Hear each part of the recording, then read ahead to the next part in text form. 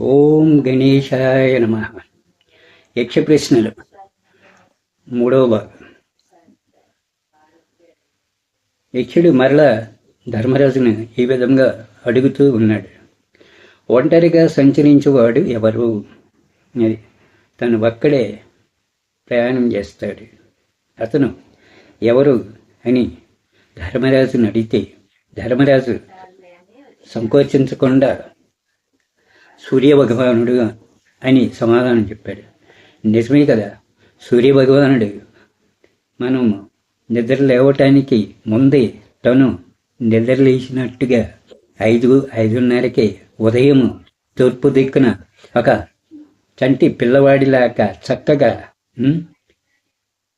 ఎర్రని పండులాగా ఉదయిస్తూ తను నిత్యము ప్రయాణం చేస్తూ ఎక్కడ ఆగకుండా మరలా సాయంత్రము 12 గంటలు గడిచిన తర్వాత పడమర దిక్కునికి 5:30, 6:30 ఈ సమయం మధ్యలో అస్తమించి మరలా మనకి వ్యతిరేక దిశలో ఉన్న దేశాలకు తన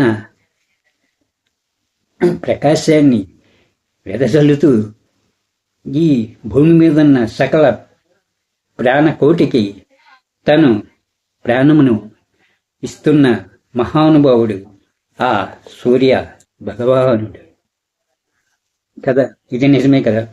అప్పుడు మళ్ళీ యక్షుడు మరలా అడుగుతున్నాడు, మరలా పుట్టేది ఎవరు అది. ధర్మరాజుకి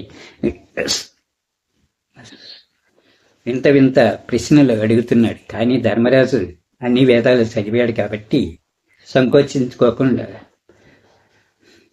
చంద్రుడు అని చెప్పాడు.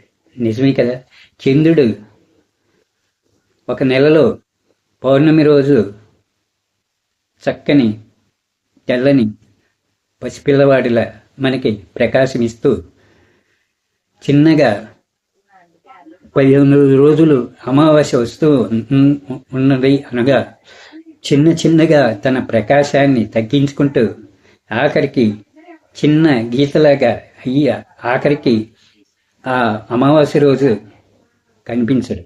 మళ్ళీ పాడ్యమి రోజు మళ్ళీ చిన్నగా అభివృద్ధి చెందుతూ మరలా 15 దినములకు చక్కని పసిపాపల తెల్లని పసిపాపల మనకి దర్శనం ఇస్తున్నాడు కదా. దీనిని ప్రతి మరల పుట్టుతున్నాడు అని ధర్మరాజు తెలియజేశాడు. తర్వాత మళ్ళీ యక్షుడు మహాక్షేత్రం ఏది అనేది. క్షేత్రం అంటే దేవాలయం లేకపోతే గుడిలోకి వెళ్ళ మహాది అంటే పెద్ద క్షేత్రం, పెద్ద దేవాలయం ఏది అని అడగానే ధర్మరాజు మేము నివసిస్తున్న భూమి అన్నాడు. నిజమే కదా, ధర్మరాజు గారు చెప్పింది అక్షరాల నిజం. దేనికంటే మన మనిషికి ఏ జంతువుకైనా ఏ పక్షికైనా నీరు ముఖ్యం. నీరు ఎక్కడ నిలబడుతుంది? భూమి మీద.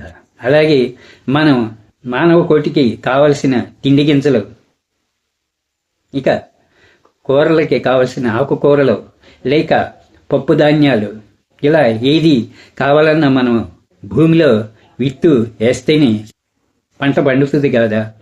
ఆ విత్తు కావాలంటే మనం భూమిలోనే వెయ్యాలి, అంతేగాని వెళ్ళి మనం ఆకాశంలో పండించలేం కదా. ఒక మనకి ఇచ్చిన దైవము ఆ భూమాత మనకి ఈ విధంగా మనకి రుణం తీర్చుకుంటుంది. మనం కానీ ఆమెకు రుణము తీర్చలేము. ఇది నిజమే కదా. ఇక తర్వాత యక్షుడు అంటున్నాడు, ధర్మమునకు స్థానం ఏది? ధర్మము ఉండే స్థలం ఏదని. దాక్షిణ్యం అంటే క్షమ, దయ ఉంటే ధర్మము అక్కడే కొలువై ఉంటుంది. చెప్పాం కదా ఫస్ట్లో.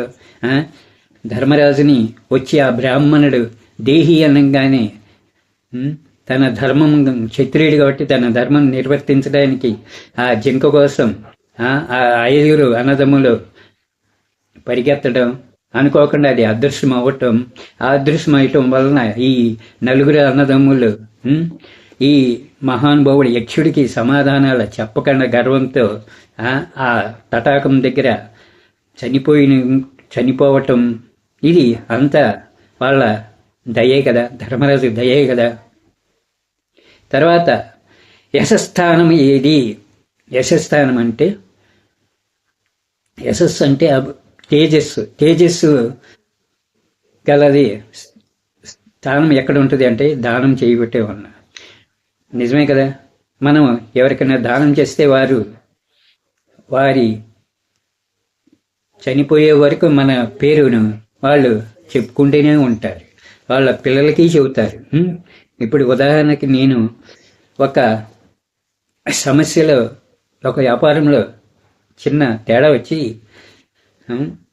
నష్టాలు పాలయ్యాను అనుకోనింటి, వెళ్ళి నా మిత్రుడికో లేకపోతే నా సోదరులకి విన్నవించుకుంటే వాళ్ళు, అరే మన తమ్ముడు ఇలా వ్యాపారంలో దెబ్బతిన్నాడు అని వారికి తోచినది కొద్దిగా మనకి వస్తు రూపైన కానీ, లేకపోతే ధాన్య రూపాయన కానీ, లేకపోతే వస్త్ర రూపాయన కానీ ఇచ్చిన అది మనకు దానంతోనే సమానము. మనము దానం తీసుకున్నట్టే లెక్క. ఇది మనం గ్రహించాలి. తర్వాత యక్షుడు అడుగుతున్నాడు, సుఖస్థానం ఏది, స్వర్గస్థానం ఏది అని. సుఖమునకు శీలము, అది శీలం అంటే మన మనసులోని కోరికలు సుఖంగా ఉంచుతాయి. తర్వాత స్వర్గమునకు సత్యము ప్రధాన స్థానం. స్వర్గం పోవాలంటే మనం సత్యంతోనే బతకాలి. ఏ ఉదయం లేచిన దగ్గర నుండి మనము నిజములే మాట్లాడాలి. అబద్ధం అనేది ఒక్క క్షణం కూడా ఆలోచించకుండా చెప్పరాదు. అలా చేయటం వల్లనే ధర్మరాజు తన చివరి దశలో సత్యంతోనే పర్వతారోహణ చేసి ఒక శునకాన్ని వెంటబెట్టుకుని వెళ్ళి స్వర్గానికి, తనగా తాను అక్కడే స్వర్గానికి వెళ్ళగలిగినాడంటే సత్యం మీద నిలబడ్డాడు. కాబట్టి ఇది మనము తెలుసుకోవాలి. తర్వాత యక్షుడు అడుగుతున్నాడు, మనిషికి ఆత్మ ఏది? అది మనిషికి ఆత్మ, తన ఆత్మను తనే చూసుకోగలడు. మన శరీరంలో ఉన్న ఆత్మను మనం చూడలేము, కానీ మన ఎదురుగా మన రూపాన్ని మనం చూసుకోవాలంటే ధర్మరాజుడు టక్కన మనకు పుట్టిన కొడుకు అని చెప్పాడు. అవును, మన కొడుకుని, మన ఆత్మను చూసుకున్నట్టే ఉంటుంది. ఎందుకంటే మన రూపం వాడిలో ఉంటుంది.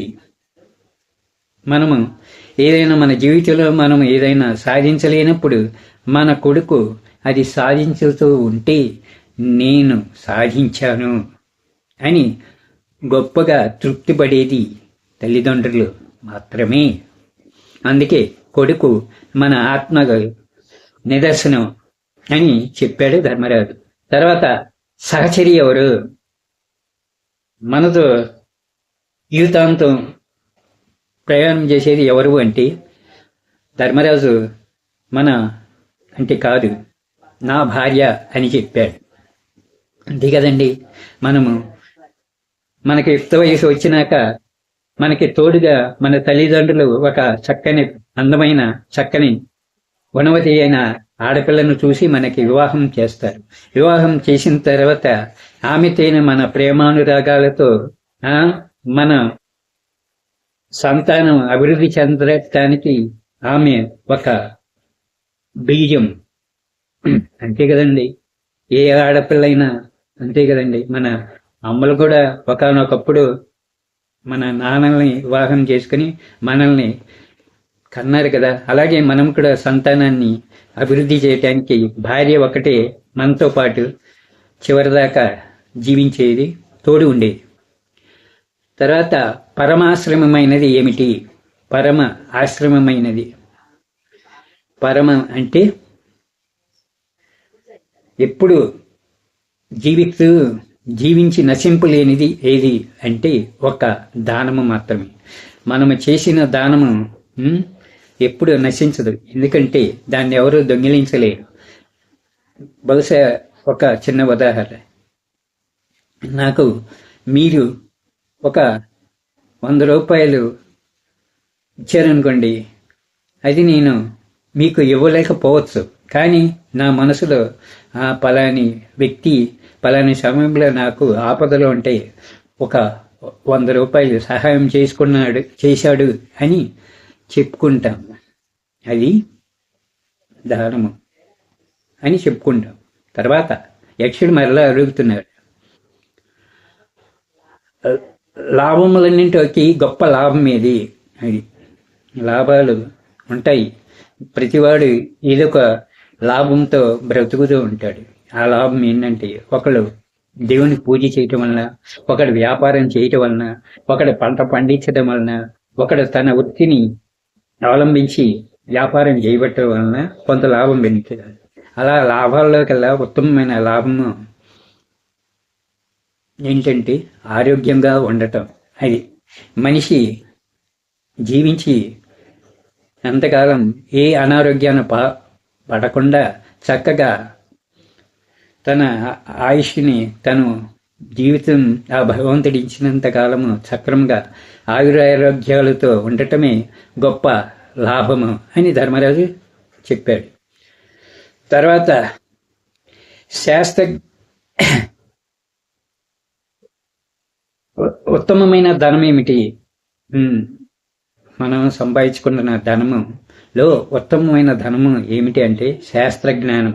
శాస్త్రజ్ఞానం అంటే మనం పెద్దల ద్వారా, గురువుల ద్వారా మన శాస్త్రాలు, మన భారతీయ సంస్కృతిని, సనాతన ధర్మాలను, గొప్ప గొప్ప రామాయణాలను, భాగవతాలను, భగవద్గీతలను వినటమే శాస్త్రజ్ఞానం అంటారు. అది ఎవరు దొంగిలించలేరు.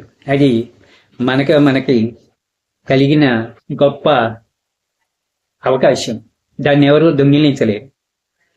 తర్వాత యక్షుడు మరలా అంటున్నాడు, తుది లేని సుఖమేది? సుఖానికి చివర అనేది లేనిది ఏమిటి అంటే తృప్తికరమైన సంతోషము అని ధర్మరాజు చెబుతున్నాడు.